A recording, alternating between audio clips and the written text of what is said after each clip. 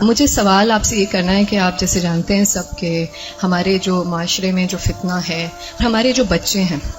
شاید جس وقت ہم نے ان کو اسکولوں میں ڈالا یا جو سوشل میڈیا کا پریشر ہے اینڈ ایوری تھنگ، تو آپ آج کل کی یوتھ کے لیے کیا ایڈوائس دے سکتے ہیں ہم پیرنٹس کو؟ دیکھیں ہماری جنت کیا جنت ہوگی جہاں ہمارے بچے نہ ہوں۔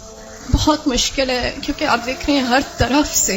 Media is playing such an important and such a difficult role کہ ہم پیرنٹس کے لیے اس چیز کو سنبھالنا بہت مشکل ہو گیا ہے اینڈ آل آف دیٹ۔ اور میں ایک واٹس ایپ پہ میسج مجھے ملا کہ what will happen to my children when I ڈائی،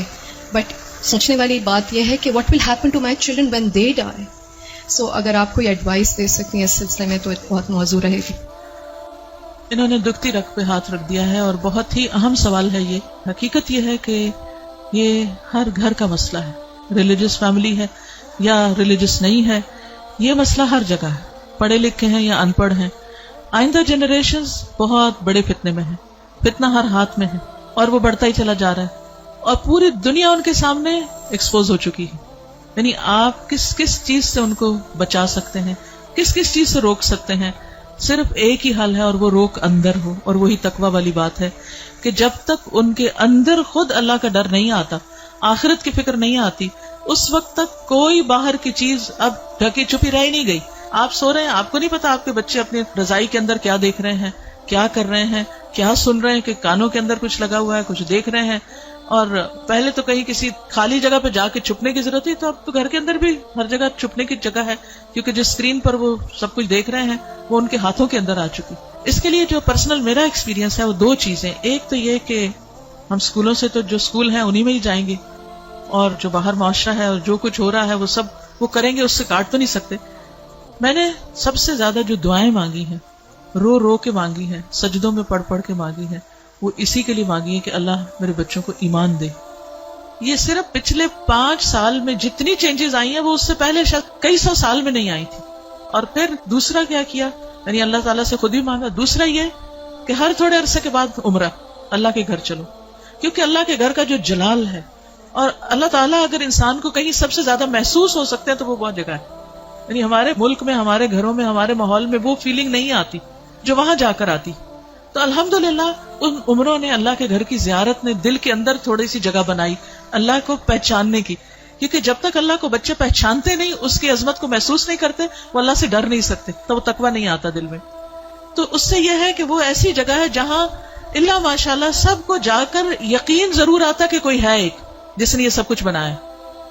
پھر اس کے بعد یہ ہے کہ قرآن کا علم،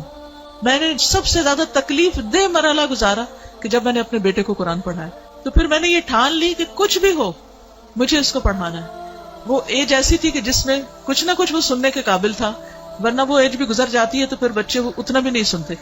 اور میں نے اپنی ساری مصروفیات کو سیکنڈری کر کے، حالانکہ میں انتہا درجے کی مصروف، گھر کی بھی ذمہ داریاں، باہر کی بھی، لیکن میں نے اس کو اپنی پرائرٹی نمبر 1 سمجھا کہ یہی بات جنہوں نے کی ہے کہ جب وہ مر جائیں گے تو پھر ان کا کیا بنے گا، یعنی ہمارے مرنے کے بعد تو جو ہوگا سو ہوگا، ان کے مرنے کے بعد ان کی قبروں کا کیا حال ہوگا اور ان کی آخرت کا کیا ہوگا۔ تو اللہ سبحانہ وتعالیٰ نے قرآن مجید میں فرمایا قوا انفسکم واہلیکم نارا، اپنے آپ کو اور اپنے گھر والوں کو آگ سے بچاؤ۔ ایمان والوں کو خطاب ہے کہ اے ایمان والوں اپنے بچوں کو آگ سے بچاؤ۔ تو پھر میں نے اس کے ٹائم کے مطابق، جب اس کا موڈ بنے، لیکن روز کی شرط رکھی تھی کہ ہر روز پڑھیں گے تھوڑا تھوڑا، 2 آیتیں 4 آیتیں، 1 رکوع 2 رکوع 1 رب،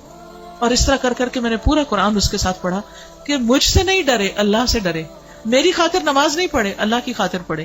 میری وجہ سے کچھ مت چھپائے جو دیکھ رہا ہے، اللہ سے ڈر کے چھپائے۔ تو یہ کسی حد تک فائدہ مند ہوا۔ یہی ماؤں سے کہوں گی کہ ساری مصروفیات اپنی جگہ ہیں، لیکن بچے آپ کی پرائرٹی نمبر 1 ہونے چاہیے۔ ان کے لیے کھپ جائیں دعائیں مانگ مانگ کے بھی، اور اس کے ساتھ ساتھ ایک دفعہ کم از کم قرآن سے ضرور گزر جائیں، کیونکہ جب وہ قرآن سے گزر جائیں گے پھر ایٹ لیسٹ آپ کی رسپانسبلٹی نہیں رہے گی۔ اللہ ان کی سب خیر کرے، لیکن اگر خدا نہ خواستہ ان کے اندر کوئی بگاڑ آتا تو آپ کی پکڑ نہیں ہوگی، لیکن اگر آپ نے کوشش نہیں کی، محنت نہیں کی، تو آپ کی بھی ساتھ پکڑ ہے، صرف آپ کی نمازیں پھر کام نہیں آئیں گی۔ تو اس لیے ہم میں سے ہر ماں کو سنجیدہ ہونے کی ضرورت ہے، چاہے رونا پڑے، محنتیں کرنی پڑے، بھوک کاٹنی پڑے، کچھ کرنا پڑے، لیکن پکڑ کے بیٹھے، خود بیٹھے۔ یہ مولویوں پہ نہ چھوڑیں کہ کوئی اور آ کے لیکچر دے گا تو وہ سن لیں گے، اس کو بتا دیں گے، ابا کو بتا دیا، چچا کو بتا دیا، اس کو ماموں کو بتا دیا، ٹھیک ہے وہ بھی کچھ ہیلپ کرتے ہیں، لیکن سب سے زیادہ آپ کو خود کرنا، اور اس کے لیے آپ کو خود پڑھنا ہوگا۔